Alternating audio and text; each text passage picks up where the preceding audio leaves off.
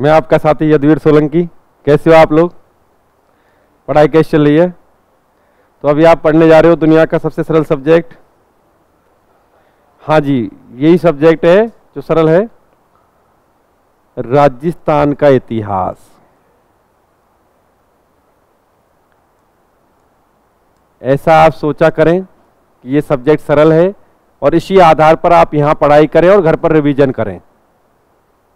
और मैं जानता हूं कि आप लोग शायद टीचर के रूप में बात करें तो मुझसे प्रभावी टीचर बनोगे, और इतना भी कन्फर्म है आप कंपटीशन पे वर्क कर रहे हो तो आपका कंपटीशन क्रैक आसानी से हो ही जाएगा।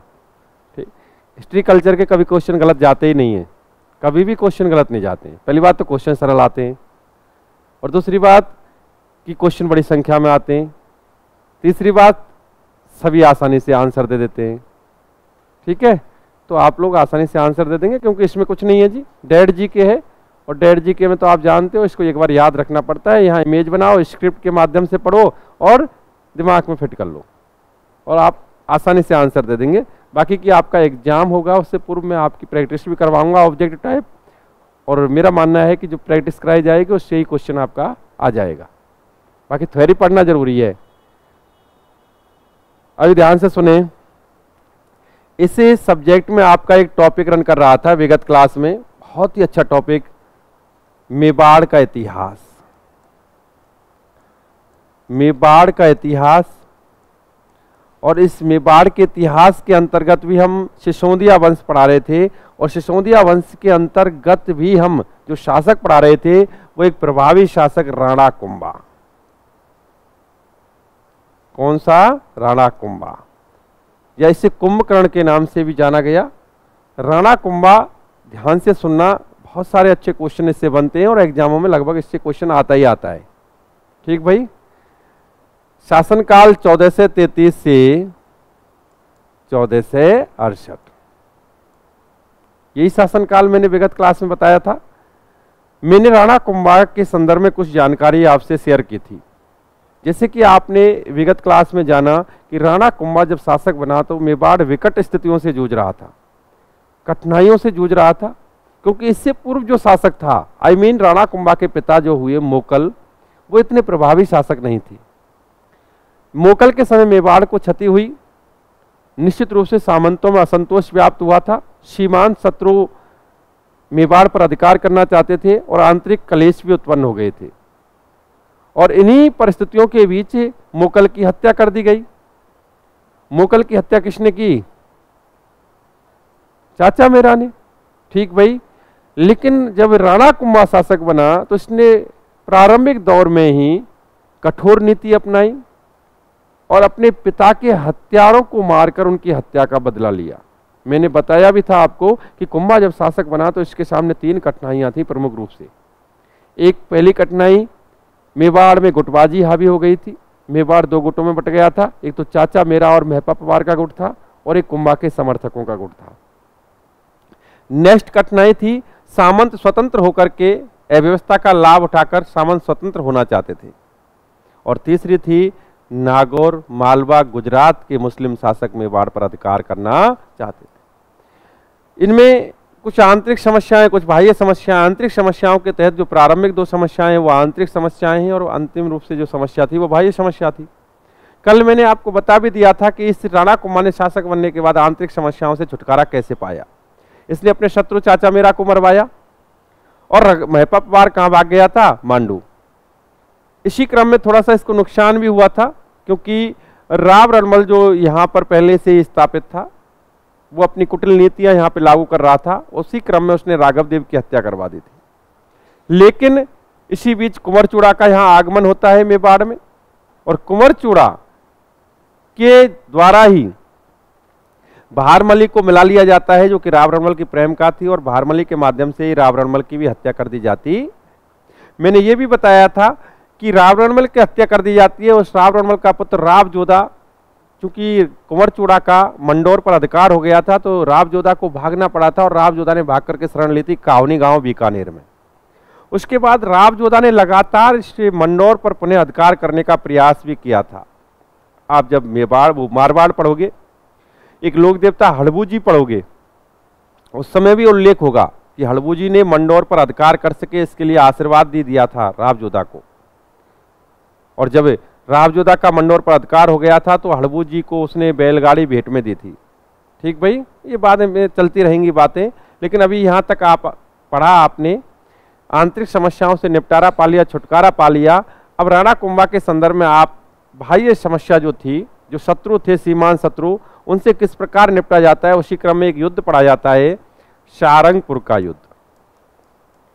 समझना चीजों को, सारंगपुर का युद्ध और समय 1437, 1437 ईस्वी।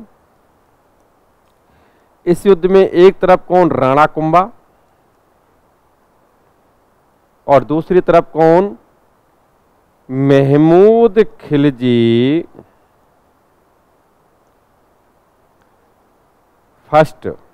कहां का शासक था, मालवा का।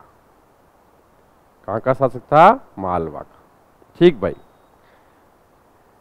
ये युद्ध होता है सारंगपुर। सारंगपुर कहां है वर्तमान में, शायद सारंगपुर मेरे हिसाब से गुजरात में है, मुझे ऐसा लगता है। ठीक है, मेरे साथ मेरे दिमाग में फिक्स है, ऐसा है, वर्तमान की कंडीशंस बता रहा हूं, देख लेना आप लोग। वैसे आजकल ये चीज तो गूगल पे आसानी से मिल जाती है। सारंगपुर का युद्ध होता है 1437 में। अभी मैं आपको एक चीज और स्पष्ट कर दूं, ऐसा नहीं है कि राणा कुंभा ने प्रारंभिक दौर में युद्ध किया हो, इससे पूर्व भी कुछ क्षेत्रों को हस्तगत किया था। और ऐसा नहीं है कि गुजरात के शासक से भी उसका मन मुटाव रहा था, लेकिन गुजरात के शासक की इतनी बड़ी हिम्मत नहीं हो पाई कि स्पष्ट रूप से आक्रमण कर और एक बड़ा युद्ध कर सके।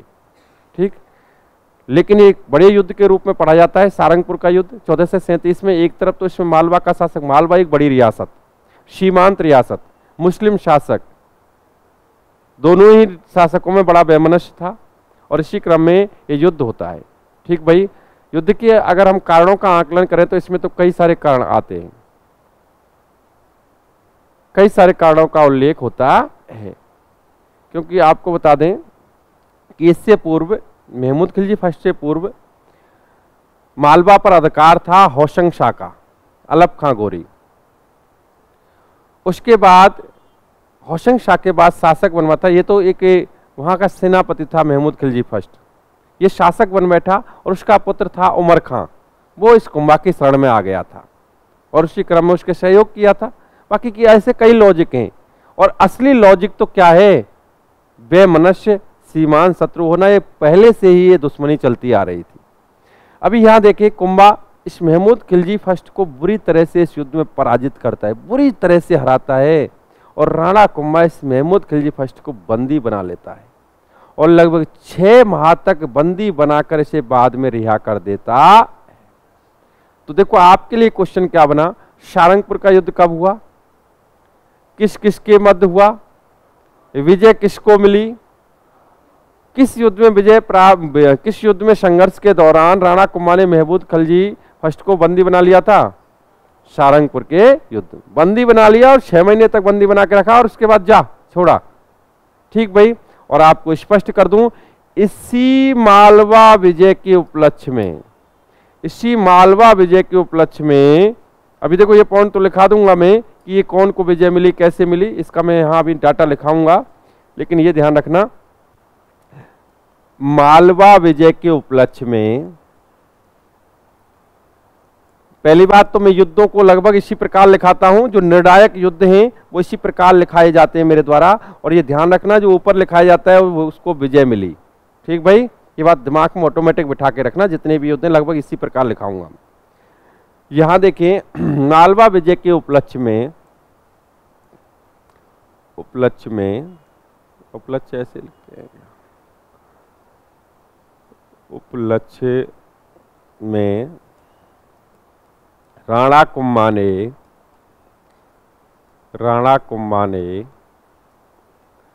चित्तौड़ दुर्ग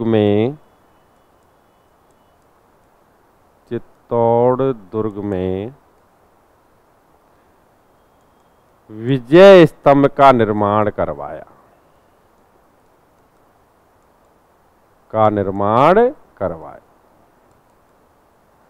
क्या बनवाया, विजय स्तंभ। अब समझना आप विजय स्तंभ क्या है, इससे रिलेटेड क्वेश्चन क्या बनते हैं। सबसे पहली बात विजय स्तंभ। विजय स्तंभ यदि हम इसका निर्माण समय का आकलन करें तो शायद जानते होंगे 1440 से 1448 ये इसका निर्माण समय पढ़ा जाता है विजय स्तंभ का। विजय स्तंभ को ही अपभ्रंश रूप में या इसके अन्य नामों के रूप में देख सकते हैं। अपभ्रंश रूप में कीर्ति स्तंभ भी कहा जाता है। अपभ्रंश रूप में विजय स्तंभ को क्या कहते हैं? कीर्ति स्तंभ भी कहते हैं। ध्यान रखना इस तत्व को।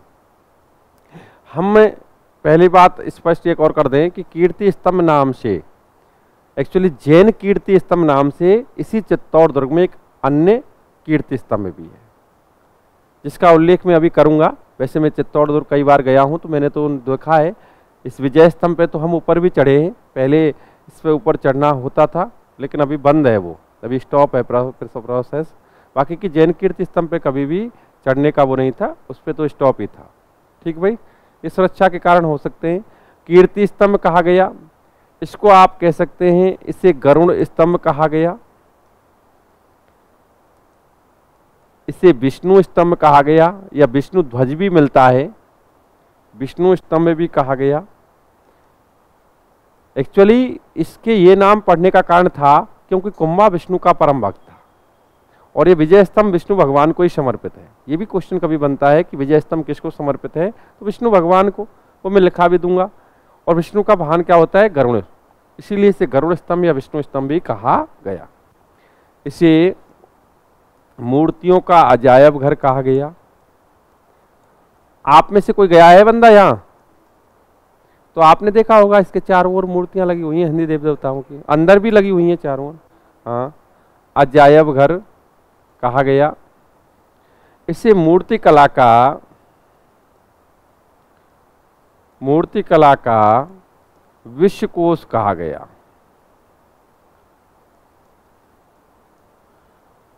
विश्वकोश। नेक्स्ट बात देखें, ये माध्यमिक शिक्षा बोर्ड का प्रतीक माना है। आप देखते हैं माध्यमिक शिक्षा बोर्ड किताबों पर लिखा होता है, छपा होता है। ये राजस्थान पुलिस का प्रतीक,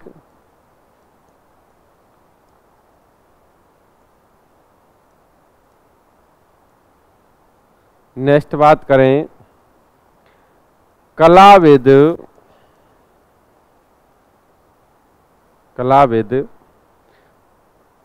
फर्गुसन ने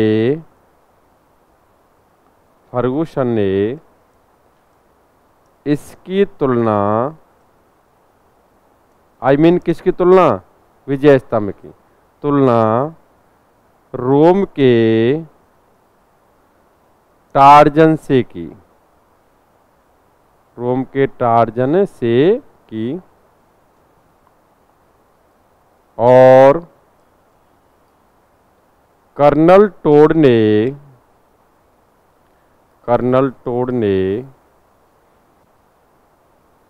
इसे कुतुब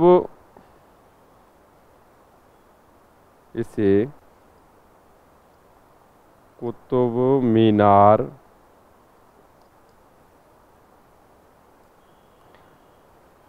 से भी बेहतर बताया।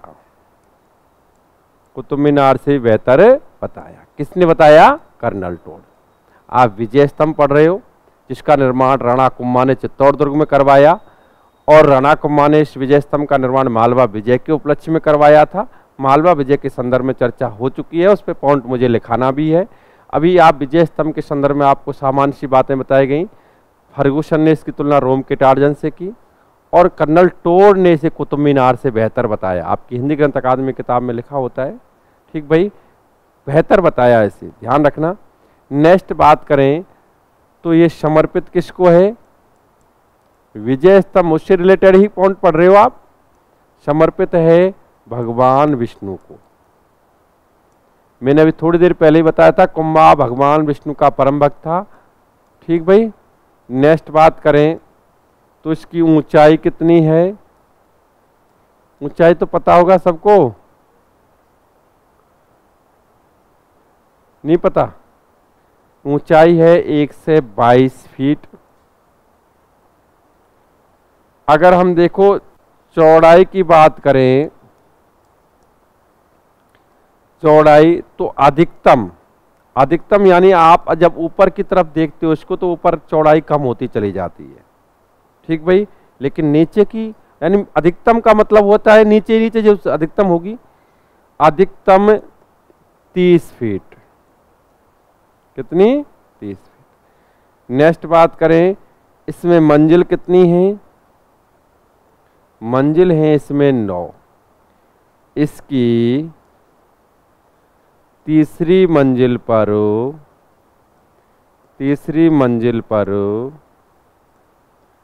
9 बार अल्लाह शब्द लिखा हुआ है। कौन सी मंजिल पर? तीसरी मंजिल। अच्छा, इसमें सीढ़ियां कितनी हैं? बताएगा कोई? सीढ़ियां 157, 157 है। कितनी सीढ़ियां हैं? 157। देखो ये किसका डाटा चल रहा है? विजय स्तंभ का। इससे रिलेटेड क्वेश्चन आते रहते हैं। नेक्स्ट बात करें तो इसके वास्तुकार, विजय स्तंभ के वास्तुकार, वास्तुकारों के नाम आते हैं जैता, नापा, पोमा और पूजा। एक्चुअली ये मैंने कोष्टक में इसलिए लिखे हैं कि जैता के पुत्र हैं ये तीनों, ठीक। जैता के बाद इनका निर्माण नापा, पोमा, पूजा ने करवाया था, जो वास्तुकार होते हैं, ठीक। नेक्स्ट बात करें तो कीर्ति स्तंभ, एक्चुअली विजय स्तंभ को अपभ्रंश रूप में क्या कहते हैं? कीर्ति स्तंभ। कीर्ति स्तंभ की ऊपरी मंजिल पर कीर्ति स्तंभ प्रशस्ति लिखी हुई है।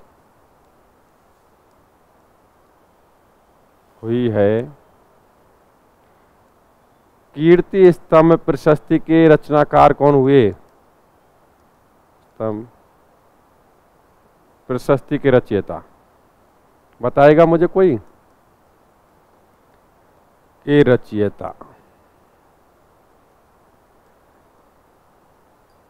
कोई बताएगा? जैसे आपको बताए कीर्ति स्तंभ प्रशस्ति भी उसी समय रचित की गई थी और कुंभलगढ़ प्रशस्ति का भी उसी समय लेखन किया गया था। कुंभलगढ़ प्रशस्ति, कुंभलगढ़ दुर्ग पर, कुंभलगढ़ प्रशस्ति के रचयिता अत्रि, अभी कभी अत्रि, अभी कभी अत्रि, ठीक भाई, ध्यान रखना। और इस कीर्ति स्तंभ प्रशस्ति के रचयिता भी कौन? अभी कभी अत्रि, अत्रि, ठीक भाई। अभी कभी तो एक तरह से इनका एक उपाधि की तरह मान सकते हो, बाकी अत्रि नाम था। अत्रि व महेश, महेश एक्चुअली इसी अभी कभी अत्रि का कौन था? पुत्र था। कौन था? पुत्र, ध्यान रखना, अत्रि का ही पुत्र था महेश। तो कीर्ति स्तंभ प्रशस्ति के रचयिता कौन? अत्रि व महेश, अत्रि व महेश, ये ध्यान रखना, बहुत ही अच्छे पॉइंट है ये। नेक्स्ट बात करें हम, देखो ये तो आपकी इस कीर्ति स्तंभ या विजय स्तंभ से जुड़े हुए कुछ तथ्य थे। विजय स्तंभ को कई नामों से जाना गया, अपभ्रंश रूप में से कीर्ति स्तंभ कहते हैं, बाकी की मूल कीर्ति स्तंभ या जैन कीर्ति स्तंभ अलग है, ये भी बात विशेष ध्यान रखना। दूसरी बात, इसे गरुड़ स्तंभ या विष्णु स्तंभ के नाम से भी जाना गया, इसे मूर्तियों का अजायब घर कहा गया, इसे मूर्तिकला का विश्वकोश कहा गया। फर्गुसन इसकी तुलना रोम के टार्जन से करते हैं और कर्नल टोड इसे कुतुब मीनार से बेहतर बताते हैं, ठीक भाई।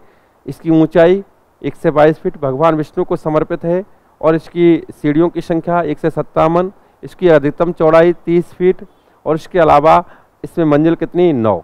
तीसरी मंजिल पर 9 बार अल्लाह शब्द भी लिखा हुआ है, इसका उल्लेख भी होता है। नेक्स्ट बात करें तो इसका वास्तुकार कौन हुए? जैता, नापा, पोमा, पूजा, और इसके ऊपर जो प्रशस्ति लिखी हुई। अच्छा, एक पॉइंट और बताता हूँ मैं आपको, और आप जानते भी होंगे, मुझे आंसर भी दे देंगे, मुझे पूरा विश्वास है आप लोगों पर, बहुत ही अच्छे स्टूडेंट हैं आप। मुझे बताएं कि कीर्ति स्तंभ की ऊपरी मंजिल पर आकाशीय बिजली गिरी थी। बिजली गिरी, आकाशीय बिजली गिरी, तो उस वजह से ऊपरी मंजिल क्षतिग्रस्त हुई थी। उसका पुनर्निर्माण किसने करवाया? बताओ, उसका पुनर्निर्माण किसने करवाया? फेंको मारो, कोई दिक्कत नहीं है मेरी क्लास में। तो गलत बताएंगे तो इंप्रेशन, देखो, हाँ शाबाश, कोई दिक्कत नहीं है। और सुनो, एक चीज बता दूं मैं आपको, अब ऐसे नहीं रहना है कि यार मैंने गलत बता दिया तो इंप्रेशन खराब हो जाएगा, मैटर नहीं बनेगा, ठीक है। या फिर ऐसा कि मैं कोई क्वेश्चन पूछूंगा तो छोटा होगा, ओ माय गॉड दिक्कत आएगी, मेरा इमेज खराब, ऐसा कुछ नहीं सोचना है, कोई दिक्कत नहीं है। इंप्रेशन बनेगा, जब बनेगा सक्सेस होंगे तब बनेगा, उससे पहले तो सब माया है, ठीक। तो आप बेझिझक होकर के पूछ सकते हैं और आंसर देने में कोई दिक्कत नहीं हो। कोई पता नहीं तुक्का लग जाए तो बताएं जी, किसने बनवाया, वो पुनर्निर्माण किसने करवाया था जो ऊपरी मंजिल क्षतिग्रस्त हुई थी आकाशीय बिजली गिरने के कारण?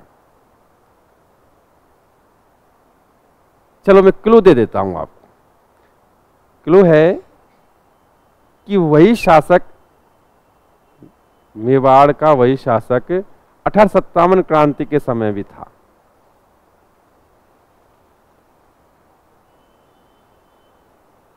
1857 क्रांति के समय मेवाड़ का शासक कौन था?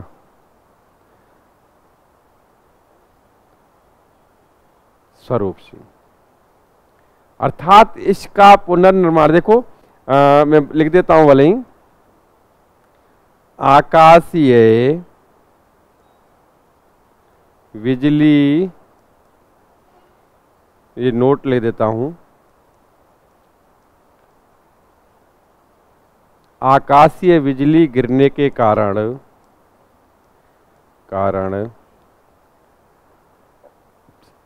कीर्ति स्तंभ की, अब कीर्ति स्तंभ नॉर्मल वे में नाम आ रहा है तो वो विजय स्तंभ ही है। ये ऊपरी मंजिल क्षतिग्रस्त हो गई थी जिसका पुनर्निर्माण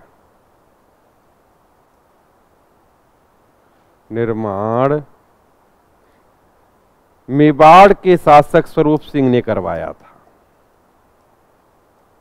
शासक स्वरूप सिंह ने करवाया था। किसने करवाया था? स्वरूप सिंह ने। ठीक भाई, वैसे स्वरूप सिंह के संदर्भ में हम बहुत अच्छी अच्छी बातें बताएंगे आपको, बहुत ही रोचक। जब आधुनिक इतिहास पढ़ाया जाएगा तो थोड़े मजेदार बातें आएंगी, बहुत टॉप। ठीक, नेक्स्ट बात करते हैं। मैंने अभी यहां उल्लेख किया मूल कीर्ति स्तंभ इसी दुर्ग में है। मूल कीर्ति स्तंभ या जैन कीर्ति स्तंभ, कौन सा? जैन कीर्ति स्तंभ। ये इसी दुर्ग में है।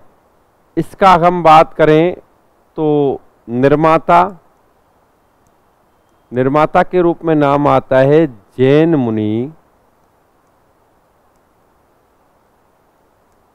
जीजाशाह,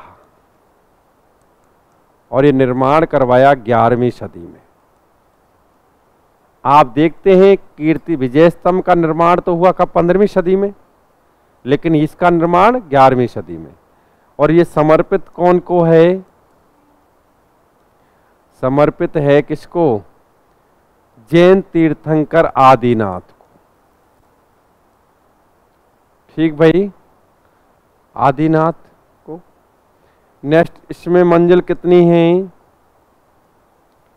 मंजिल कितनी है? 7। ये सामान्य से तथ्य है, बस ये ध्यान रखना है। बाकी की विजय स्तंभ जो है कीर्ति छुरे, मैंने कहा था ना कि अगर हमारा कोई परम शत्रु है तो इस समय पढ़ाई के दौरान एक स्टूडेंट लाइफ में सबसे बड़ा शत्रु हमारा इस मोबाइल ही है। चला मन नहीं मानता, ठीक, कंट्रोल कर लो, या तो तुम्हें सुधार दूंगा या कुछ नहीं। तो ठीक है, आप लोग कंट्रोल किया करो, ये सब कुछ नहीं है, माया है और ये इनसे काम नहीं चलेगा। मंजिल कितनी? 7 किसको समर्पित?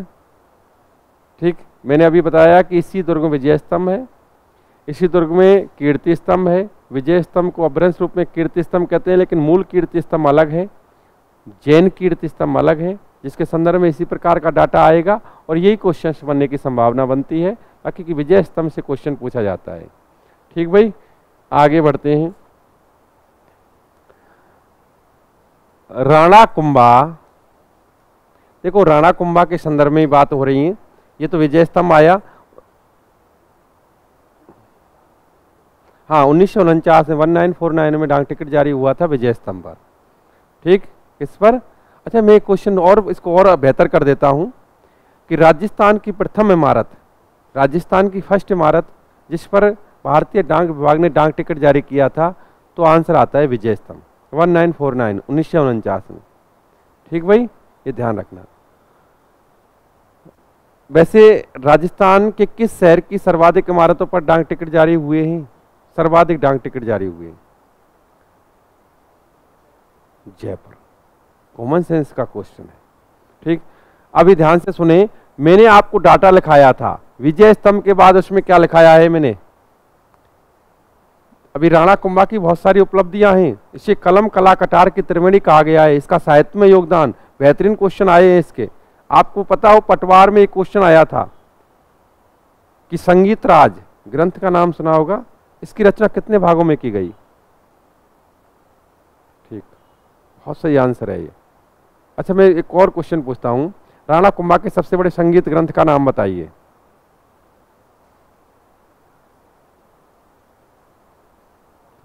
एक्चुअली क्या है कि मैं खुद इस चीज में, मैं उस समय मैंने बृहद स्तरीय पटवार को पढ़ाया था और पटवार का उस समय बहुत ही अच्छा एग्जाम आया था, क्वेश्चन पेपर बहुत अच्छा था, लेकिन मेरे हिसाब से शायद बहुत कम संख्या में स्टूडेंट था जिसको ये क्वेश्चन का पता था। अभी तो कायडो में आ गया। ठीक, बाकी पंचकोश में लिखा हुआ था, 5 भागों में लिखा हुआ था, अब तो भागों को भी बताते हैं, सब कुछ बताते हैं, लेकिन हकीकत बात ये थी कुछ क्वेश्चन ऐसे होते हैं जो एग्जाम में आने के बाद ही गाइडों में आते हैं, तो उन बेहतरीन क्वेश्चनों में से एक था।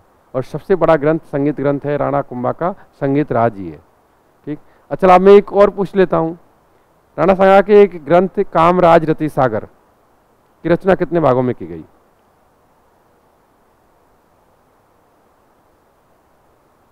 अब वो आ जाए तो अब उसका थोड़ा सा दिक्कत आ रही है। वैसे 7 भागों में रचना की गई, कोई बात नहीं, यहां ध्यान से सुने। मैंने उसके बाद पॉइंट लिखाया था आवल बावल की संधि, मैं उनको क्लियर कर लेता हूं पहले, फिर उनकी उपलब्धियां बताऊंगा मैं।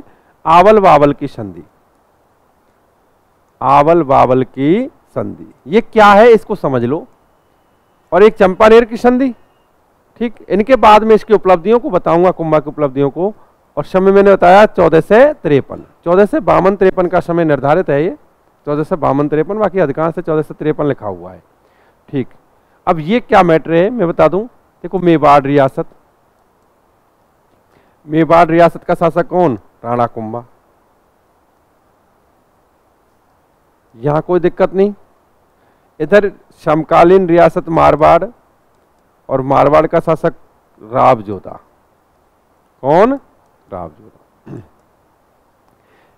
ठीक भाई, मैंने अभी थोड़ी देर पहले ही बताया था कि राव जोधा से मंडौर छीन लिया गया था। राव जोधा बड़ी विकट स्थितियों से गुजर रहा था। राव जोधा का शासन क्षेत्र अधिकांश मेवाड़ के हस्तगत था। तो आपको बता दूं, राव जोधा की बुआ का नाम क्या था? हंसाबाई। कौन था? हंसाबाई। ठीक भाई, और राणा कुंभा की क्या लगी? वो दादी, ये तो लगी ना।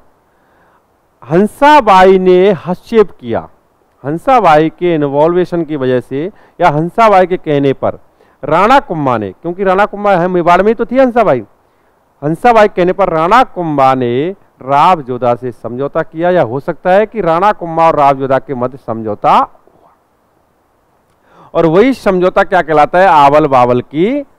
वैसे आवल बावल स्थान वर्तमान में सोजत पाली में स्थित है। कहाँ है? कोई दिक्कत नहीं है। लेकिन और इस संदर्भ में ये भी कहा जाता है कुछ किंवदंतियां की आंवला के पेड़ और बबूल के पेड़, बाकी की रियल फैक्ट है कि स्थान का नाम है ये। ठीक, अभी इसी संधि के तहत सीमा निर्धारण हुआ था, मेवाड़ मारवाड़ सीमा निर्धारण हुआ था। आई मीन ये संधि हंसाबाई के कहने पर हुई, मेवाड़ और मारवाड़ रियासत के मध्य हुई, कुंभा और रावजोधा के मध्य हुई, और इस संधि के तहत मेवाड़ और मारवाड़ की सीमा का निर्धारण हो गया था। ठीक मैंने बताया सोजत में स्थित है ये स्थान आवल बावल, वहीं से स्थान का निर्धारण हो गया था। अर्थात एक ऐसी संधि आवल बावल संधि जो मेवाड़ और मारवाड़ रियासत के मध्य हुई, राणा कुंभा और रावजोधा के मध्य हुई, जिसके तहत मेवाड़ और मारवाड़ की सीमा का निर्धारण हुआ था। एक बात, इसके बाद इस रावजोधा ने अपने अच्छे संबंध स्थापित करने के लिए राणा कुंभा से क्यों राणा कुंभा प्रभावी शासक था, पूरे राजपूताने में सर्वाधिक प्रभावी शासक था अपने समय में। अच्छे संबंध स्थापित करने के लिए इस रावजोधा ने अपनी पुत्री श्रृंगार देवी का विवाह इस राणा कुंभा के पुत्र रायमल के साथ किया था। तो अब तो समझी समझी खेलने लग गए। ठीक भाई, कुल मिलाकर के इस वजह से आगे चल के इनके बेहतर संबंध स्थापित हुए थे। तो आवल बावल की संधि का मतलब समझ गए क्या थी, मेवाड़ मारवाड़ के मध्य सीमा का निर्धारण। कुंभा और किसके मध्य हुई, जोधा। किसने करवाई, हंसाबाई ने। ठीक भाई, अभी देखो एक संधि और पढ़ा देता हूं मैं, उसके बाद इसकी उपलब्धियों को बताएंगे हम, चाहे इसकी उपाधियां हो, चाहे इसका दुर्गों का निर्माण हो, चाहे मंदिरों का निर्माण हो, चाहे इसके ग्रंथों का रचना हो। एक चंपानेर की संधि,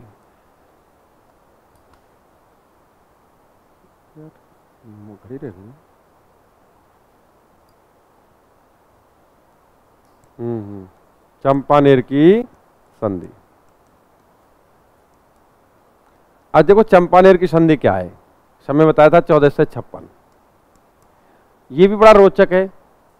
देखो ये मान लो ये रियासत है मेवाड़, कौन सी, मेवाड़, और शासक कौन, कुंभा। यहाँ कोई दिक्कत नहीं है। एक सीमांत रियासत थी गुजरात, कौन सी, गुजरात, कोई दिक्कत नहीं। ठीक भाई, और एक सीमांत रियासत थी मालवा, कौन सी, मालवा। मालवा का शासक था महमूद खिलजी फर्स्ट। ठीक, और गुजरात का राजा था कुतुबुद्दीन, कुतुबुद्दीन शाह। कुतुबुद्दीन शाह तो अलग हुआ है, कुतुबुद्दीन शाह तो गुलाब वंश का रिलेटेड है, ये कुतुबुद्दीन नाम से था गुजरात का राजा।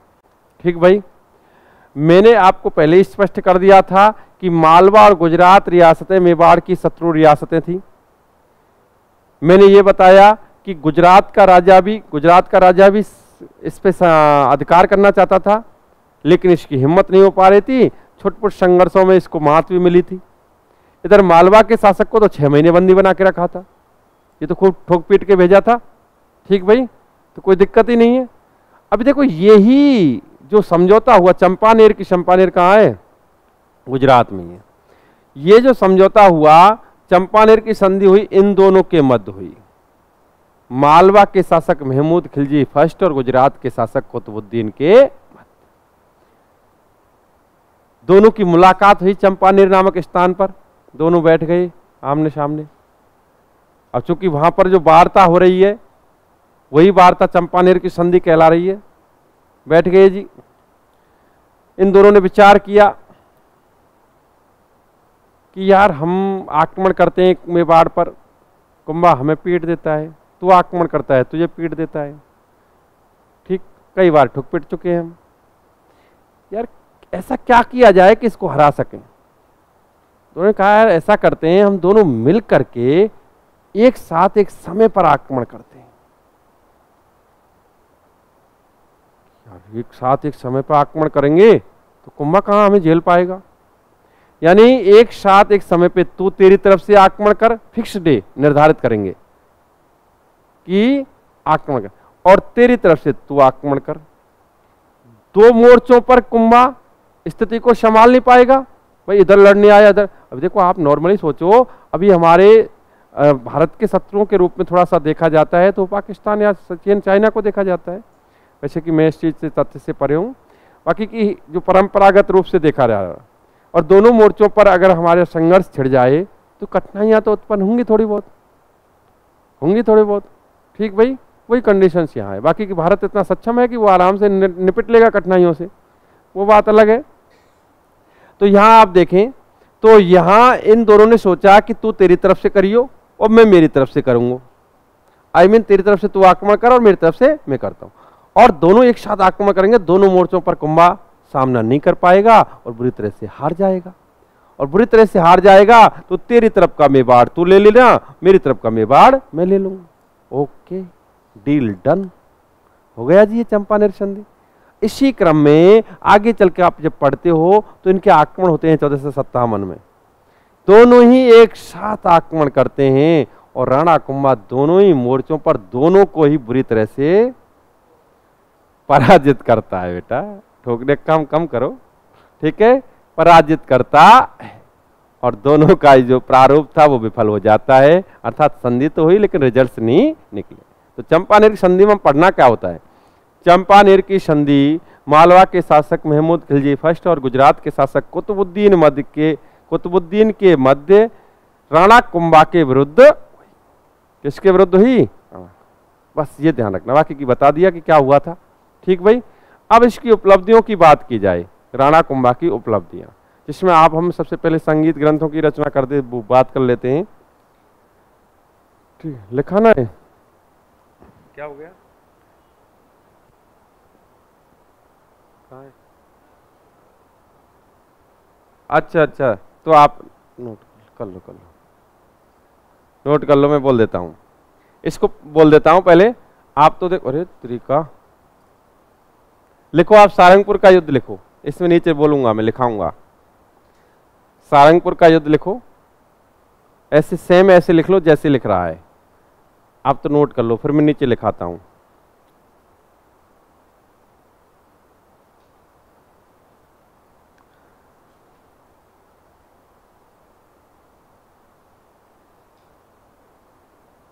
लिखें?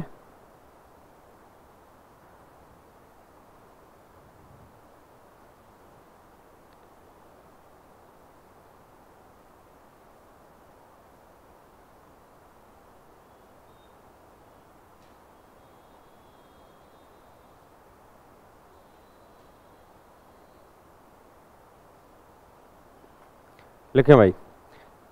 इस युद्ध में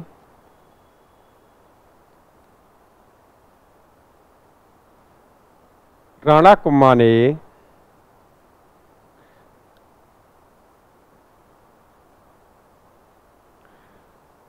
मालवा के शासक महमूद खिलजी फर्स्ट को, मालवा के शासक महमूद खिलजी फर्स्ट को बुरी तरह पराजित किया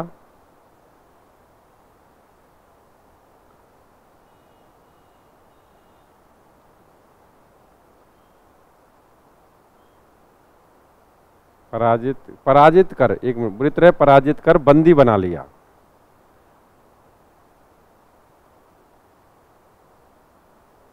पराजित कर बंदी बना लिया और लगभग 6 माह के पश्चात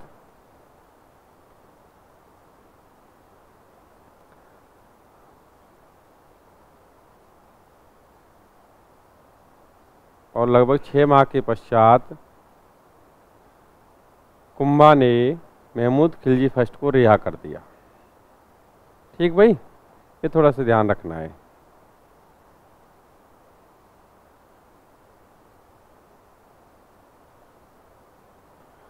अभी आप जो आगे डाटा लिख रहे हो वो क्रमशः है, उसमें सारी चीजें लिखी हुई हैं, जैसे है वैसे ही है। ठीक भाई, नोट